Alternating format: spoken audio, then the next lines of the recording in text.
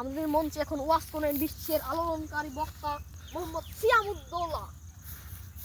আসসালামু আলাইকুম। আমার সামনে মা বোন ও সকলেই আছেন।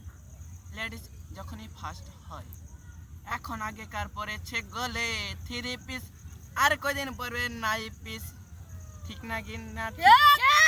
আমি যখন ওয়াজ করতে যাই কান্দি বা হাসি, মা বোনেরা যখন কান্দে গো আমার দেখা গো, জানে পুঙ্গার হাবেস আইছে, আমার দিয়ে আইছে 80,000 টিয়া কমিটি সাহেব, ঠিক না?